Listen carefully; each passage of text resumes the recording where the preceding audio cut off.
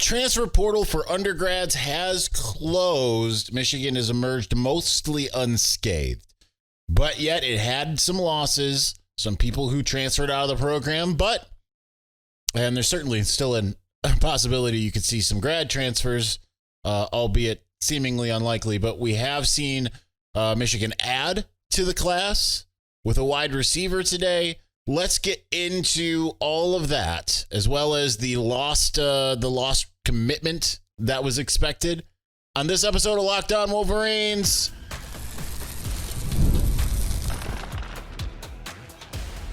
You are Locked On Wolverines, your daily podcast on the Michigan Wolverines, part of the Locked On Podcast Network, your team every day. Happy Wednesday. We are back and doing it. Locked On Wolverines podcast, part of the Locked On Podcast Network, where it's your team every day.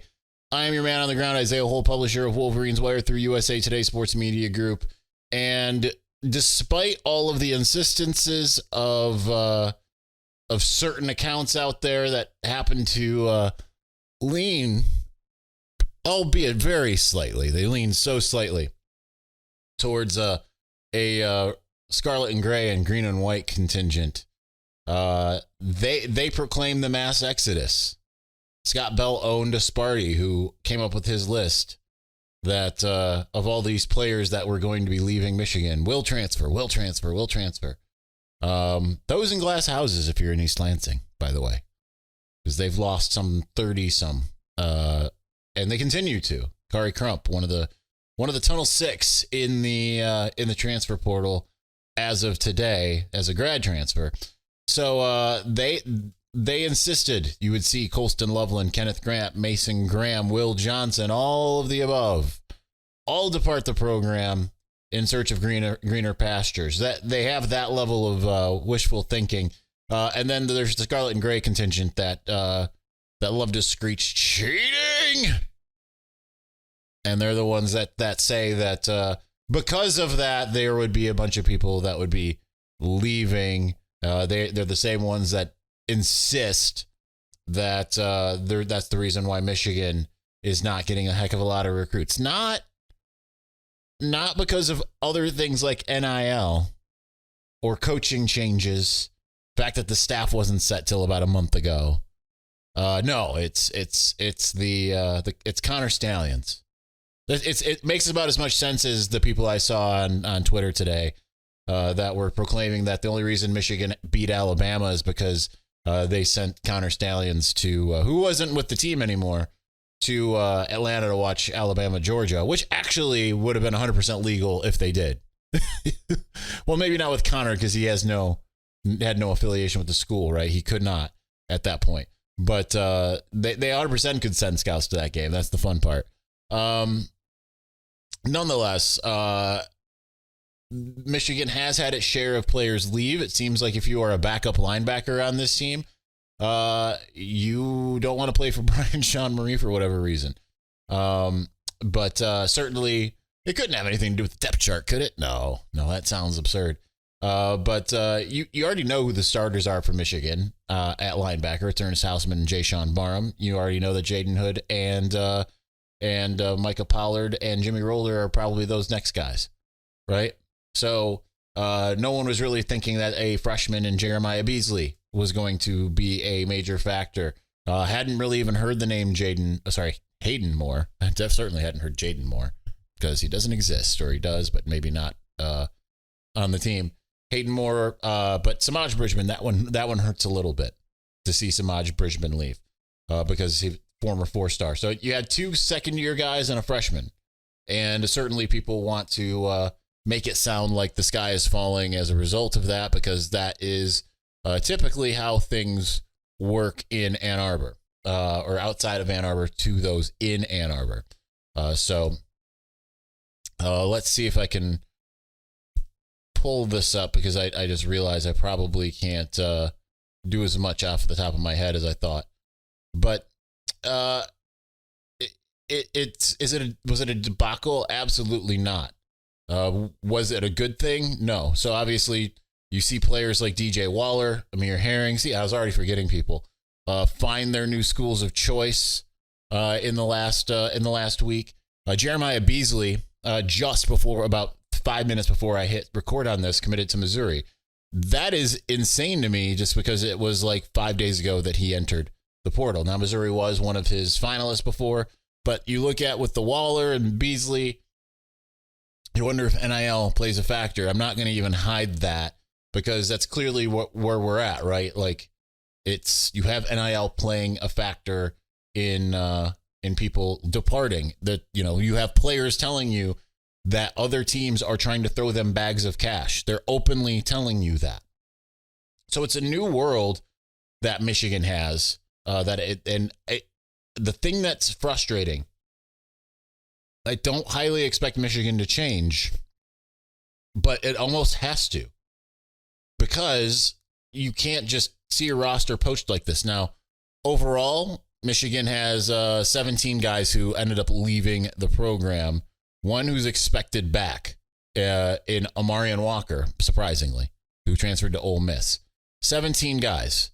A lot of guys have not found homes. The only one that I would say really hurts is Keon Sabb, of course, at Alabama, going to Alabama and then balling out for them all spring, especially with the injury to Rod Moore. The only other one that was a starter caliber player, like, again, Keon Sabb wouldn't have been a starter had Rod Moore not gone down if he stayed, was DJ Waller. But you have a lot of talent that has left. Not a lot of necessarily, about half of them have found schools. And not all the schools are, like, I can't even recognize some of these logos for some of the guys. Eastern Washington. Noah Stewart went to Eastern Washington.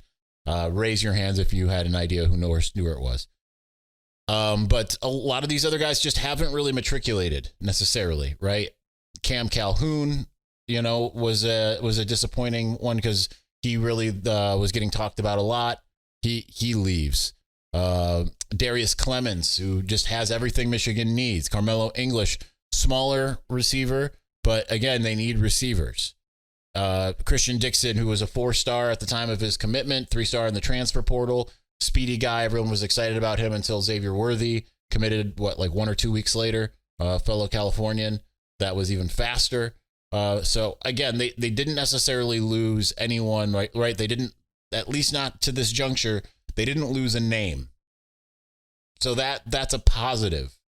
But they still have to figure out, like, when you see a guy leave and then you commit a couple days later, as in Waller, as in Beasley, you've got to figure out how you're going to retain those types of guys because you still don't want to lose them. But then again, if they're susceptible to that, maybe they don't fit your culture that you've built if you're trying to retain the culture. So it's kind of like a one hand, other hand type scenario. It's kind of hard to kind of navigate that.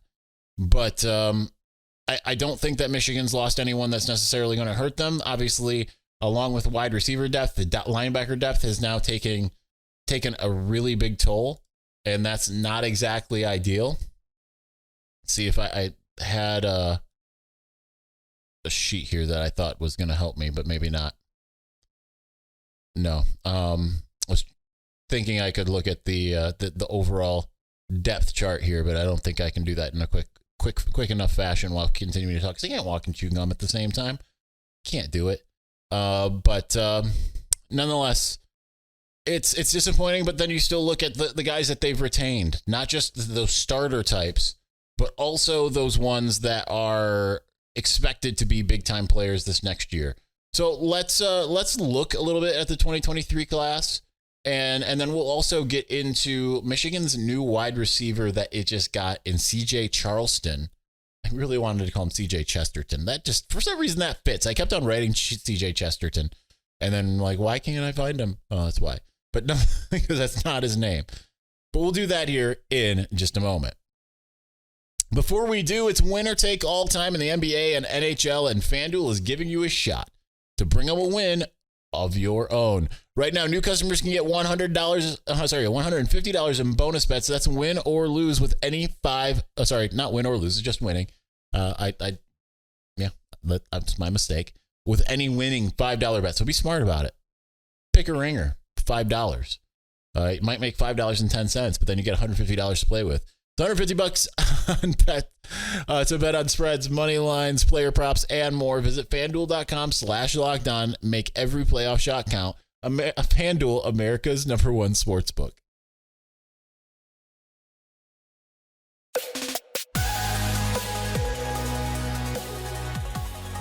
I'm a little bit on the struggle bus. I think I don't know about anyone else, but I just started working out again after like a 3-week layoff. It shouldn't have been that bad, but from when I hurt my back, and my back tried the last 2 days to go out at every possibility.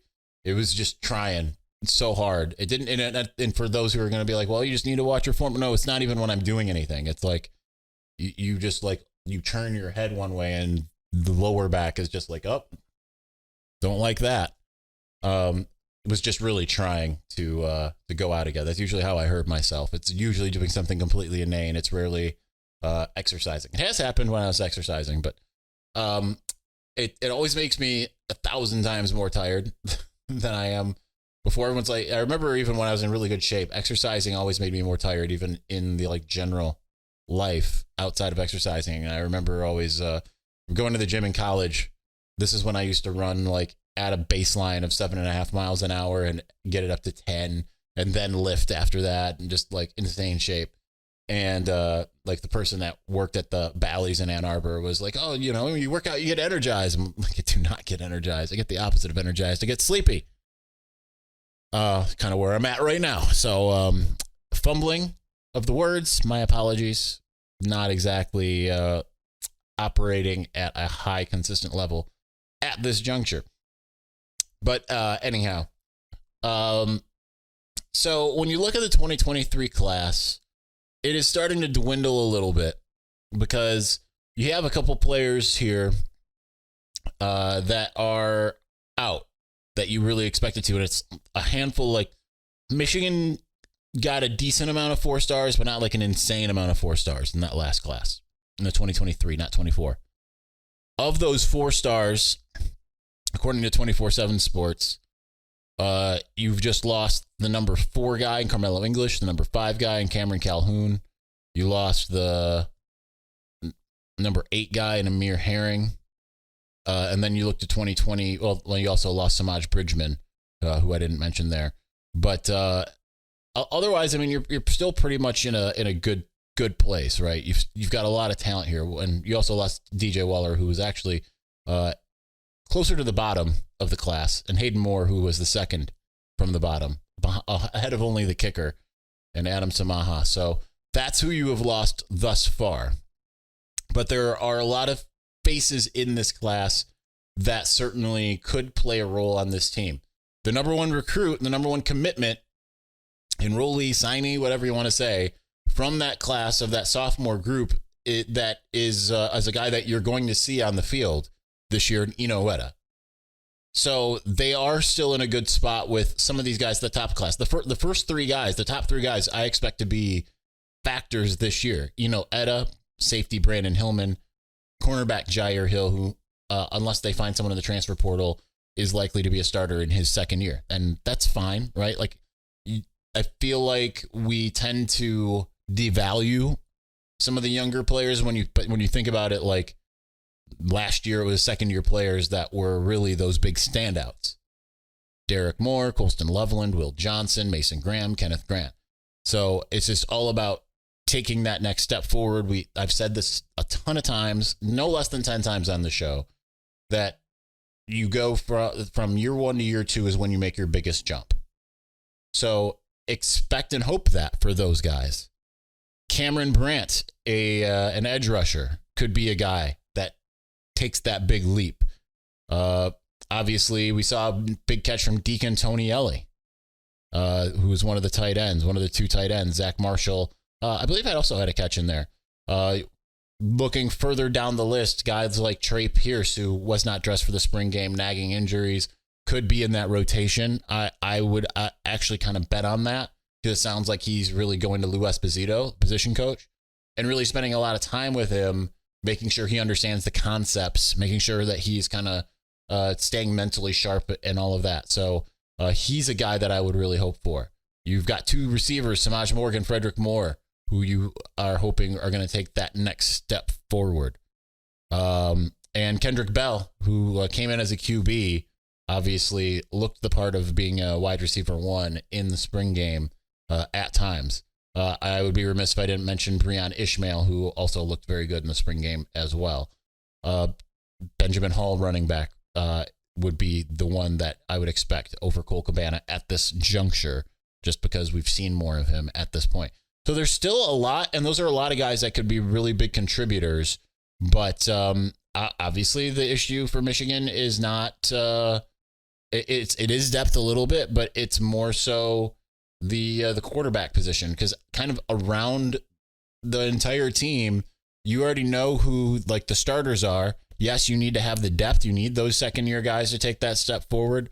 And it is sometimes you can sit here at this time of year and be like, well, good luck for that happening. That doesn't feel like it's going to happen, but it happened last year. No, not many people were really still talking about Kenneth Grant, right? Like they were before he played it down, but it was more Mason Graham, it was more Chris Jenkins, and Kenneth Grant kind of figured into that. But then you see him in week 1. I remember going to the first post game after the East Carolina game, and I asked a couple people, just because, the first game, my vantage point for games is a little bit different than most, because I'm on field level, I'm in the end zones typically, and I'm looking through a lens, and I have to try to decipher what's happening on an 11-on-11 scenario, and I'm not always getting the especially early in the season, I don't always completely understand what I'm looking at. So I asked someone, like, who do you feel was the best player on the field for Michigan? And I got a bunch of Mikey Sainer stills, and I said, I thought he was good, but Kenneth Grant was the guy who really caught my eye in this game. And I think that overall, both comported themselves well over the course of a season. So there is that. But I really like the nucleus of this 2023 class that should be taking that step forward. And considering that, yes, they are still going to look in the portal for some guys. They're looking at a Wake Forest cornerback. They're trying to bring in CJ West.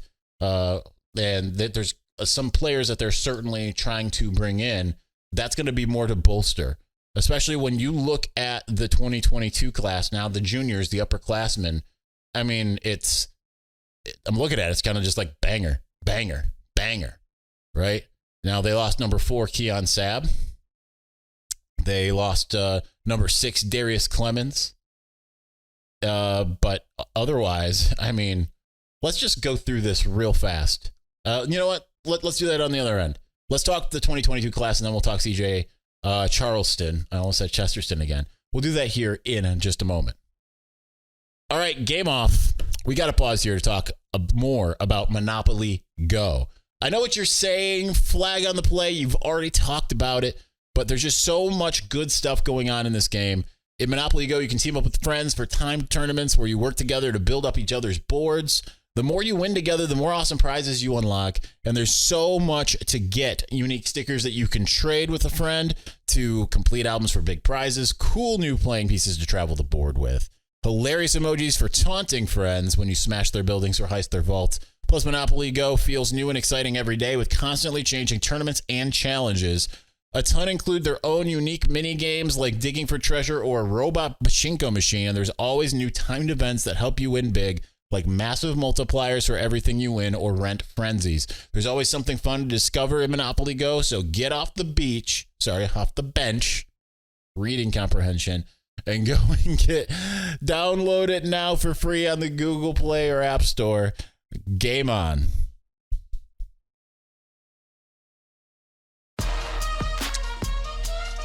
You're listening to an ad-supported version of this, which is probably 99.9% of you.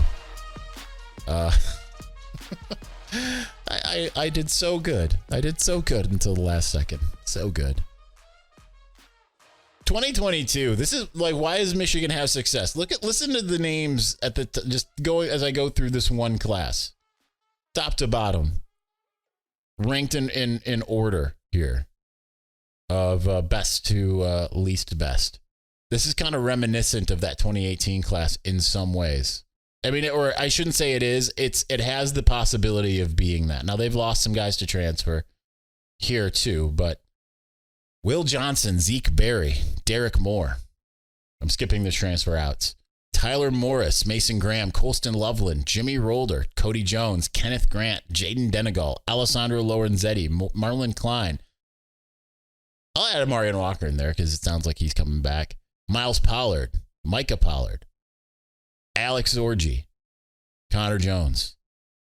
Like, the hit rate on that is so solid.